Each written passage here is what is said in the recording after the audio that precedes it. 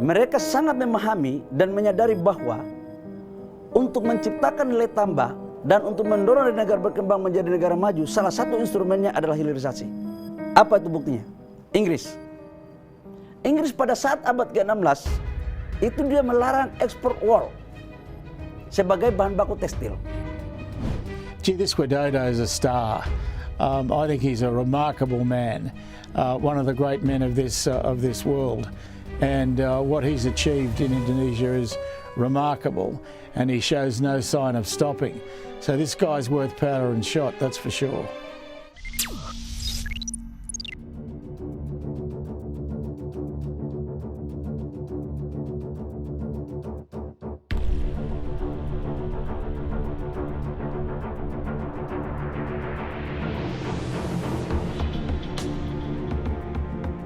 Pemerintah Indonesia yang dijalankan oleh Presiden Jokowi tetap pada pendiriannya untuk terus melanjutkan proyek hilirisasi pertambangan seperti nikel, bauksit, dan sebagainya. Meskipun mendapat serangan dari mana-mana, termasuk di antaranya Dana Moneter Internasional atau IMF yang meminta Indonesia untuk menghapus program hilirisasi tersebut. Dan Indonesia secara tegas merespon tidak akan menyetop hilirisasi dan akan terus dilanjutkan karena dengan hilirisasi Indonesia bisa naik kelas menjadi negara maju.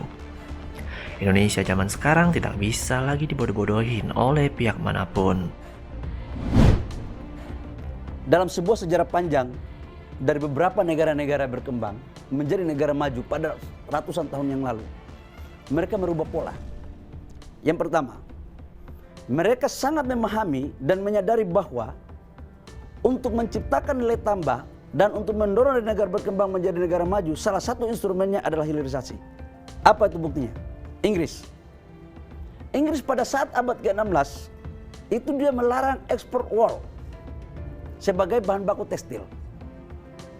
Dan sampai dengan abad 17 seluruh bahan baku tekstil dia yang kuasai. Apa yang terjadi? Negaranya menjadi negara hebat.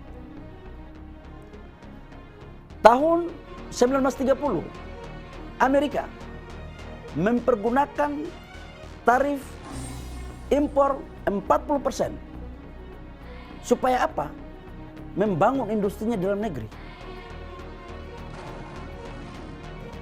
China, tahun 80-an, TKDN-nya dia buat kebijakan 80%. Kita baru 40%-nya udah ribut orang. 80%. Finlandia pada tahun 86 itu dia menerapkan seluruh FDI yang masuk tidak boleh lebih dari 20% sahamnya. Dan negara-negara ini kemudian mereka menjadi negara hebat. Ini sejarah. Apakah kita Indonesia nggak boleh mengikuti jejak mereka? Apakah kita harus ikuti gaya IMF yang menurut saya tidak pantas untuk kita mendengar sebagian ya. Sebagian bagus, dia puji-puji Indonesia juga. Sebagiannya bagus lah. Yang nggak bagusnya gue nggak setuju gitu. Gitu loh.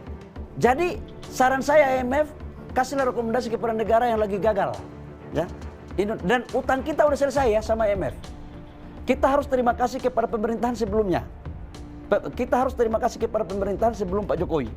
Yaitu di zamannya Pak SBY. Itu berhasil menyelesaikan utang kita ke IMF. Karena menurut kajian mereka juga mengatakan bahwa ini kayak lintah darat ini barang. Gitu loh.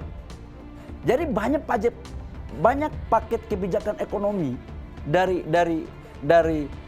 IMF yang tidak cocok dengan kondisi negara kita.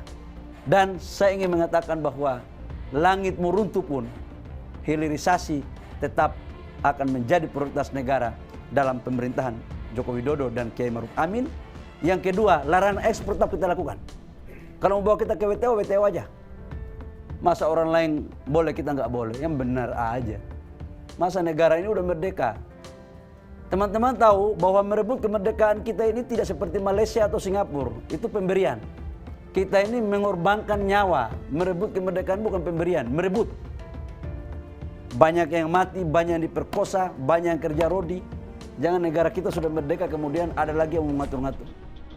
Sementara dengan ada isu dari IMF, Indonesia tetap gencar promosi hilirisasi. Pada tanggal 4 Juli, Presiden Jokowi melakukan pertemuan dengan sejumlah pimpinan perusahaan terkemuka di Australia. Dengan pertemuan itu, Presiden Jokowi menyatakan Indonesia memiliki potensi tinggi sebagai tujuan investasi dengan kekayaan sumber daya alam, bonus demografi, pasar yang besar, stabilitas ekonomi, dan politik yang terjaga. Selain hilirisasi, Presiden Jokowi menyampaikan bahwa Indonesia juga memiliki potensi luar biasa dalam sektor energi hijau berupa energi baru terbarukan dari angin, air, panas bumi, biofuel, dan surya. Dengan bekerja sama dengan Australia, Indonesia bisa sukses dengan hilirisasi agar bisa produksi EV baterai dan mobil listrik. Kenapa begitu? Karena Australia punya mineral yang tidak dimiliki Indonesia, yaitu lithium. Dan di Indonesia punya nikel, bauksit, mangan, kobalt, dan sebagainya. Dengan bekerja sama dengan Australia, Indonesia dipastikan bisa menjadi raja mobil listrik dan EV baterai dunia. Layaknya Taiwan dengan chip dan Korea Selatan dengan komponen elektroniknya. Karena dengan seperti itu, dunia bisa bergantung kepada Indonesia mengenai mobil listrik. Dua-duanya bisa melakukan koinvestasi, investment di Australia dan di Indonesia di dalam konteks pertambangannya sampai dengan processingnya dan juga bagaimana mineral-mineral ini bisa dikaitkan dengan pembangunan mineral di Indonesia, contohnya dengan nikel. Jadi itu juga ada rare earth di sini dan lain-lain. Jadi ini adalah hal yang sangat penting, kritikal untuk kita berdua dan tadi membangun industri, membangun ekosistem seperti yang dikatakan oleh Bapak Presiden.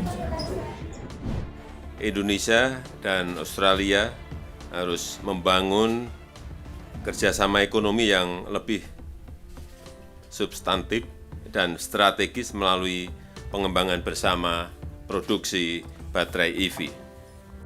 Jadi tidak ada yang bisa stop Indonesia atau ganggu Indonesia melakukan hilirisasi agar Indonesia bisa menjadi negara maju. Malaysia juga bukan tandingan Indonesia lagi, dan Indonesia dimodali dengan sumber daya alam dan sumber daya manusia yang banyak. Dan hal tersebut bisa bikin negara-negara barat takut terhadap Indonesia seperti yang mereka takuti dengan kebangkitan Tiongkok.